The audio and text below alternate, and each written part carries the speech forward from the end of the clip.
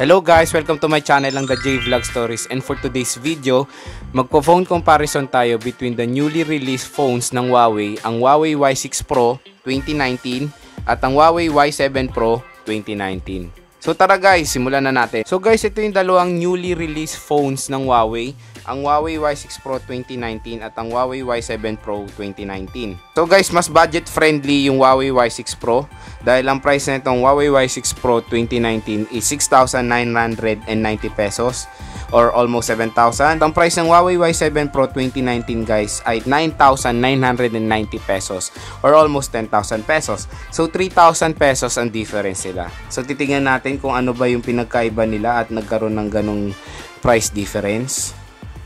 So guys, pag-usapan muna natin yung design ng phone. So pareho silang mayroong plastic back, pero makikita natin dito na merong mas reflective look yung Huawei Y7 Pro 2019. At ayan, sinasabi nila ceramic-like touch daw yan. Pero makikita natin guys na sobrang fingerprint magnet netong phone na to. Ayan o, grabe.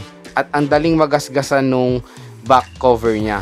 Compare dito guys sa Huawei Y6 Pro 2019, meron tayong glossy finish na merong glitter effect. So ayan, meron siyang glitters dyan. Ayan. Dito naman tayo sa camera guys. Pareho silang merong 13 megapixel rear camera. Kaso makikita natin sa Huawei Y7 Pro na dual camera siya. Pareho rin silang merong f1.8 aperture. Pero dito sa Huawei Y7 Pro, meron siyang 2 megapixel depth sensor. And guys, makikita natin dito sa Huawei Y7, meron siyang AI camera compared dito sa Y6 na wala siyang AI features. Pareho rin sila guys na walang fingerprint scanner pero meron silang face unlock. Tapos tingnan naman natin yung mga placement ng mga buttons. Pareho lang guys yung placement ng buttons. Nandito lahat ng physical buttons sa isang gilid. Nandito yung power button, tsaka yung volume rocker. So guys, sa taas makikita natin pareho lang, nandito yung 3.5mm headphone jack, tsaka yung microphone. Sa kabila, nandito rin ang SIM card slot, pareho lang. Sa baba, pareho rin. Nandito ang micro USB port. So, pareho silang micro USB guys. And, nandito ang speaker grills. So guys, dito naman tayo sa screen size. So, dito makikita natin si Huawei Y6 Pro 2019 ay merong 6.09 inches. Compare sa Huawei Y7 Pro 2019 na merong 6.26 inches. So, mas malaki ang screen size ng Huawei Y7 Pro compare kay Huawei Y6.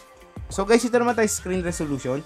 Si Huawei Y6 Pro 2019 ay merong 720 by 1560 pixel na merong 282 pixels per inch. And then si Huawei Y7 Pro naman guys ay merong 720 by 1520 pixel na merong 269 pixels per inch. Si Huawei Y6 Pro 2019 guys ay merong 19.5 by 9 aspect ratio. And si Huawei Y7 ay merong 19 by 9 aspect ratio. Sa screen size naman guys, makikita natin na pareho silang merong dewdrop notch display. Pero sa selfie camera ng Huawei Y6 Pro 2019, meron siyang 8 megapixel. Compare sa Huawei Y7 Pro 2019 guys, meron siyang 16 megapixel.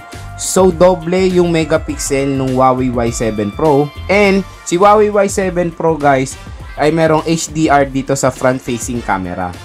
So guys, dito naman tayo sa OS. Si Huawei Y6 Pro 2019 guys ay powered ng Android 9.0 Pie na merong EMUI 9 compare sa Huawei Y7 Pro na merong Android 8.1 Oreo at merong EMUI 8.2. So guys, nakakagulat, yung mas murang phone is meron pa siyang mas updated na software compared dun sa mas mahal na phone. Pero guys, syempre, meron din naman niyang update. Magkakaroon din ng update tong si Huawei Y7 Pro. Pero ayan nga, out of the box, Android Pie, tapos Android Oreo. So dapat pinay na rin nila to kasi mas mahal to eh. Doon naman tayo sa chipset guys. Si Huawei Y6 Pro 2019 ay merong MediaTek Helio A22 compare sa Huawei Y7 Pro 2019 na merong Qualcomm Snapdragon 450. And then sa CPU, si Huawei Y6 Pro 2019 ay merong quad-core 2.0 GHz compare sa Huawei Y7 Pro na merong octa-core 1.8 GHz. And sa GPU, sa Huawei Y6 Pro is meron siyang PowerVR GE8320 And then sa Huawei Y7, meron siyang Adreno 506. Ito naman tayo sa RAM guys, parehong-pareho lang sila ng RAM. pareho silang merong 3 GB ang RAM at meron silang parehong 32 GB ang storage. So magkakaiba lang talaga sila guys dun sa chipset, sa CPU, tsaka sa GPU. Ayan, pareho sila ng RAM. Guys, opening of apps tayo. Tingnan natin kung sino ba mas mabilis mag-open ng apps. Ayan, pareho naman sila ng Wi-Fi network. Ayan guys, and walang naka-open na apps. So simulan natin guys sa YouTube in 3, 2, 1. Ayan guys, mas nauna si Huawei Y6 Pro 2019. Play Store in 3, 2, 1. Camera in 3, 2, 1. Sabay lang. Google Chrome in 3, 2, 1. Ayan, mas nauna si Huawei Y7 Pro ng konti. Sa settings in 3, 2, 1. Ayan, mas nauna si Huawei Y6 Pro. So guys, ito tayo sa Mobile Legends. So in 3, 2, 1.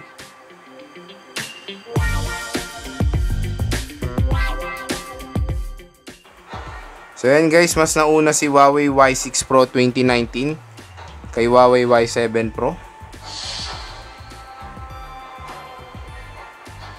Next naman guys is PUBG. So in 3, 2, 1.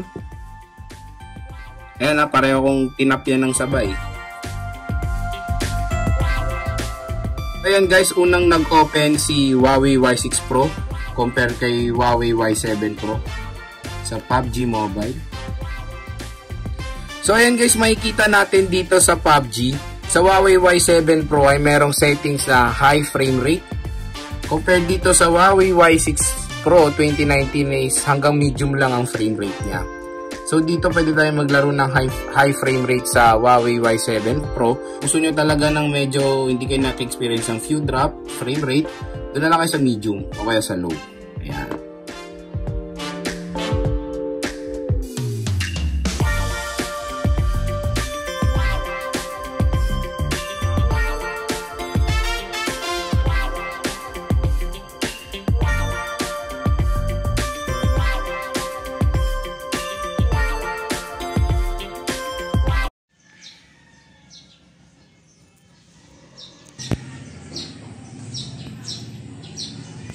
Video sample front-facing camera of the Huawei Y7 Pro 2019. Video sample front-facing camera of the Huawei Y6 Pro 2019.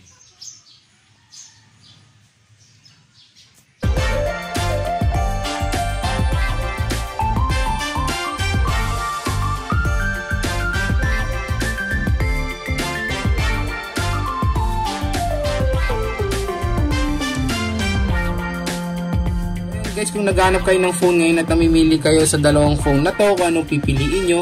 So para sa akin, budget friendly talaga ang Huawei Y6 Pro 2019.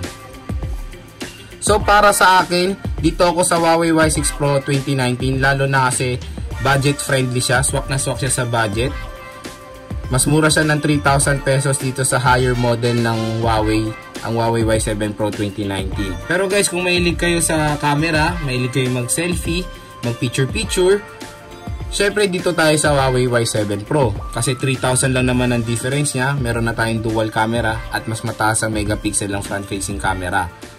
So ayan guys, for me sa price, dito tayo sa Huawei Y6 Pro 2019. Pero kung meron pa naman kayong extra budget dyan, dito na kayo sa Huawei Y7 Pro. Kasi mas marami itong features kaysa sa Huawei Y6 Pro. Lalo na yung screen size niya, yung battery niya mas mataas, tsaka yung camera niya syempre. So yun guys, yun naman po nagtatapos ang ating video. Kung nagustuhan nyo po yung video, don't forget to like and share. And also subscribe po to my YouTube channel for more upcoming videos. And like me on Facebook at JVlog Stories. At kung gusto nyo po maging updated sa mga aking video, i-click nyo na ang bell icon for notification. Once again, this is Joe from the JVlog Stories and have a great day. Bye!